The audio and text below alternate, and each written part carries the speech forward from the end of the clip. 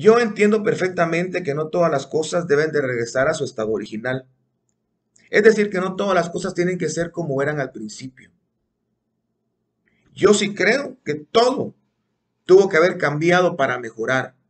No solamente tuvo que haber cambiado, sino cambiado para mejorar. Porque cambio y mejora o cambio y evolución son cosas totalmente diferentes.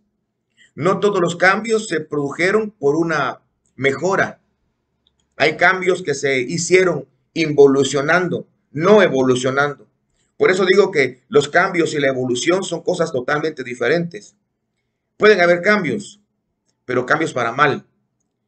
La evolución siempre te va a ir dando una mejor actitud, una mejor respuesta a los problemas, un mejor pensamiento, eh, una mejor palabra.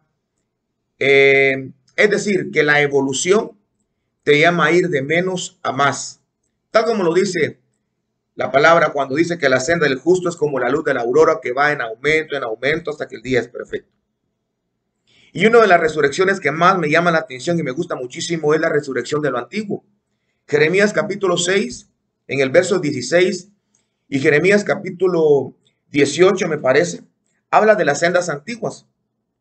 Y hay algunas palabras que yo quisiera dejarte en tu corazón. El profeta Jeremías dice que nosotros nos paremos y que examinemos. Ese es el llamado para parar, examinar, dejar de caminar y observar, guiarte por otros sentidos. Y dice, examinad los caminos, dice, paraos en los caminos y preguntad por las sendas antiguas y andad en ellas. Y en el capítulo 18 dice que la razón por la cual dejaron las sendas antiguas es porque empezaron a hacer otras cosas. Y es que en nuestras propias vidas tenemos sendas antiguas, todos tenemos sendas antiguas, tenemos esa senda antigua que de pronto le dijeron a una iglesia, has dejado tu primer amor. Su primer amor es la senda antigua. La manera en cómo se predicaba antes en la iglesia primitiva, por ejemplo, en los primeros capítulos del libro de Hechos, dice que se levantó Pedro en el pórtico de Salomón y él no se levantó con un smartphone, con una tablet, con una computadora, una netbook. Él no se levantó con una Biblia o con un Strong. Él se levantó fluyendo del Espíritu. Mire, esa es la senda antigua. No me refiero a que estos elementos y herramientas sean malas. Me refiero a cuando sustituimos lo que dice Jeremías capítulo 18, cuando sustituimos las herramientas de la computadora, cuando sustituimos las herramientas de la tablet o del netbook o de la concordancia Strong, nos da confianza eso. Pero el espíritu, la comunión con el espíritu, la fluidez del espíritu, eso no nos da tanta confianza. Es decir, nos puede faltar oración, nos puede faltar comunión con el espíritu, pero que no nos falte nuestra computadora, porque ahí tengo el tema y si se va la luz o no tengo energía, me muero. Nos puede faltar el cántico, pero que no nos falte buenos instrumentos, buen sonido, buena iluminación, buena ecualización. No sé si me doy a entender con lo que le quiero decir. Las sendas antiguas es volver al origen de cómo las cosas empezaron a fluir. ¿Sabe qué dice la Biblia? Que las personas que empezaron a predicar la palabra, eso fue, estamos hablando de por lo menos más de 300 años que la iglesia no tuvo una Biblia en sus manos. ¿Y cómo predicaban? ¿Cómo enseñaban?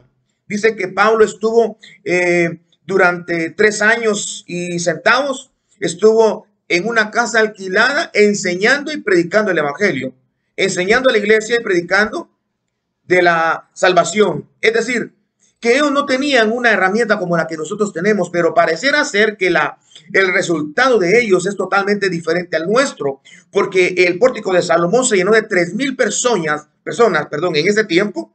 Y bueno, ahora muy pocas veces vemos a una persona que se acerca a Jesucristo. Y no me refiero a un culto, me refiero que era una vida, hermanos. Era una vida de comunión con el Espíritu, no solamente cuando había un privilegio, no solamente cuando teníamos que cantar, que servir, sino era una vida espiritual. A esas sendas antiguas es la que me refiero.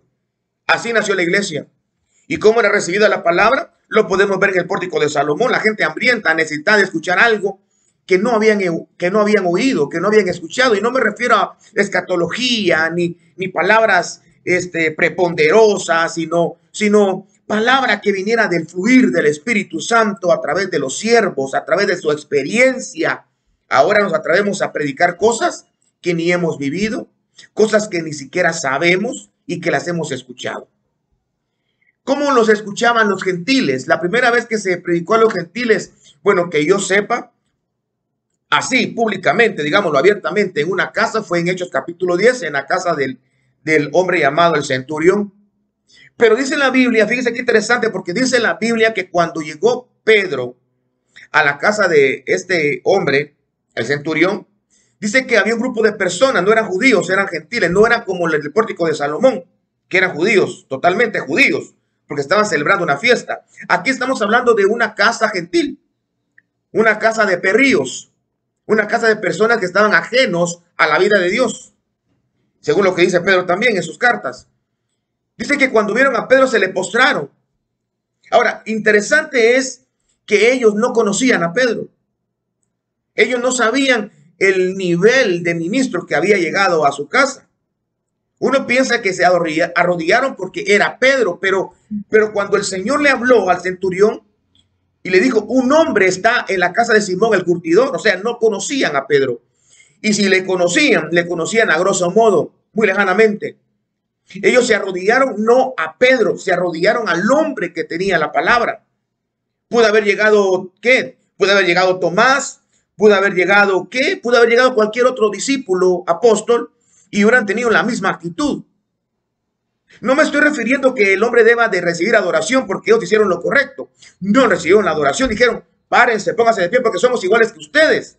Pero lo que te quiero llevar es la actitud que tenía la iglesia gentil cuando recibió la palabra en sus primeros tiempos. No era una actitud de adoración a la que te quiero decir, a la que te quiero enviar a que pienses, sino a la actitud de que a ellos no les importaba quién era. Ahora nosotros somos un poco diferentes. Oímos a una persona que está predicando en una camioneta en una esquina y no le ponemos coco, pero oímos a un hombre de renombre, a él sí lo ponemos. Es decir, si tú piensa por un momento, si tú fueras a tu trabajo o estuvieras en la calle y miras en la esquina parada a ese hombre que tiene un renombre espiritual en un ministerio parado en una esquina, te aseguro que tú paras. Y se le acerca uno y se le acerca el otro y se le acerca el otro y se llena de gente. Porque tú te vas a parar por quién es él. Pero en el caso de alguien que no conoce, lo mira, dices, pobre cuate, ay, Dios ni se le oye, está mal vestido y tal vez tiendes a juzgarle. Pero mire qué interesante, hace unos días estaba viendo yo me enviaron un video en donde había en una calle, en cierto país, un hombre que de aquellos músicos ambulantes y tocando, fíjese, tocando. Era un grupo tocando en la calle y no había gente, la gente pasaba y ellos tenían ahí una cosa donde ponían monedas y de vez en cuando alguien les tiraba una moneda y tocaban bien realmente, estaban tocando una canción de una agrupación muy famosa y la gente pasaba y cuando el chavo empezó a cantar, su voz era igualita que la del original, digámoslo así, y la gente se quedó ahí. No se quedó ahí, pasaba, lo miraba, le daba una moneda, algunos se quedaban viendo, 2, 3 se quedaban viendo, después caminaban, pero de una manera rara alguien estaba grabando y paró un carro y del carro bajó el mero músico, el original, bajó el vocalista de esa banda, no voy a decir qué banda es, pero bajó el vocalista de ese grupo y caminó hacia donde estaba ese grupo que estaba tocando su canción en la calle y se puso a la par del vocalista, el que lo estaba, digámoslo así, imitando. Bueno, tal vez no imitando, estaba cantando una canción de él. Y de repente el que estaba en la calle le dio el micrófono al original. Fíjese, alguien de mucho renombre le dio el micrófono a este hombre de renombre, que de él era la canción que estaban tocando y empezó a cantar. Y la gente cuando empezó a reconocerlo, empezó a quedarse parada. Pasaron 10 minutos y eso se volvió un concierto. Viera usted, se llenó la calle se llenó de gente y así es como pasa. Ellos no se pararon por el canto porque el hombre que estaba cantando antes que él cantaba igual. Los músicos eran músicos, me imagino, de conservatorio, porque la canción no era sencilla. No es tingui, tingui, no, es una música verdaderamente difícil de tocar. Y eso que yo no sé nada, pero se miraba que era difícil. O sea, ellos no llegaron porque la letra era mala, no porque la voz era mala, ellos no llegaron porque los músicos no tocaban bien, ni porque era un mejor lugar. No, era el mismo lugar, solo que cambió la persona. Y a veces nosotros recibimos la palabra de esa manera. Somos bien selectivos. Y no estoy diciendo que usted recibe la palabra de quien sea. Lo que te quiero decir es que esta actitud es la que denota cómo recibes tú la palabra. Tú no recibes la palabra, tú estás recibiendo a un hombre, y perdón que lo diga, pero eso es la senda antigua. Y cuando uno habla de la senda antigua, a veces raspa, a veces incomoda, pero es cierto. Es el mismo tono. Biblia, es la misma canción, palabra. Es lo mismo. Solamente que la persona es diferente. Cuando en la casa del centurión vieron que venía el hombre de Dios, se postraron. Y claro, hicieron mal, porque ellos denotan ignorancia. Se postraron mostrando su ignorancia. Y Pedro hizo bien en levantarles. Pero lo que están también tratando de mostrarnos a nosotros es de que no importaba quién iba a llegar, ellos iban a recibirlo. Si era del Espíritu Santo, ellos iban a recibirlo. Ahora nosotros, antes de que digan, nosotros seleccionamos quién sí y quién no. La alabanza. ¿Cómo era la alabanza al principio? Dice la Biblia que David ni siquiera cantaba. Dice la Biblia que cuando Jesús en su último día, él cantó el himno, dice, y se levantó. ¿Qué himno cantó? ¿Qué música entonó? ¿Con qué instrumento tocó? ¿O quién fue el que estuvo dándole el acorde a Jesús para que cantara? Porque tocar, dice que cantaron un himno. Y en el otro lado dice que David tocaba el instrumento. Entonces, no, como que no es tan importante la letra. No estoy diciendo que agarremos cualquier letra. Y tampoco es tan importante el ritmo o la música. Porque en los dos lados vemos que en uno no se mira la letra. En David solamente el sonido. Tocaba el arpa. Y en el otro no hay sonido ni hay letra. Pero sí hay algo en común denominador en los dos lados. Tanto David como nuestro David, que es Jesús, ellos representan el verdadero adorador. Pero el verdadero adorador no se basa en la música, en el sonido o en la letra. Se basa en su vida. Se basa en la actitud que tienen ellos como personas, como hijos, como padres, como hermanos, como siervos, como ministros. Como Judá, pues. No tiene nada que ver la letra, ni la preparación, ni los ensayos. No estoy diciendo que no sea importante. Recuérdense que Jeremías capítulo número 18 dice que ellos dejaron de hacerlas ir por las sendas antiguas porque empezaron a hacer otras cosas. Habían olvidado lo más importante, que era lo que te estoy diciendo. La comunión con el Espíritu. Las experiencias con el Espíritu, con la palabra, por administrar la palabra. Eso lo vemos en Pedro, en el pórtico de Salomón, sin ninguna base, sin teología, sin ayuda de la Strong, sin ayuda de un diccionario, del Vine, de nada de eso. Y los que recibían la palabra, no les importaba quién era, una vez venga de parte de Dios. Oiga, y sea el Espíritu Santo que quiera hablarme, que venga. Porque ahora no es así, ya te puse los ejemplos. Y en la alabanza, igual. No importa que este esté mal afinado. Sí importa, pero no importa tanto. Hay mala ecualización. Esto importa. Sí importa, pero no importa tanto. No me sé mucha escatología para predicar. ¿Esto importa? Sí importa, pero no importa tanto. La verdad es que no tengo muchas experiencias con Dios y no aplico su palabra y la verdad es que no la vivo. ¿Eso importa? Eso sí importa y sí es muy importante.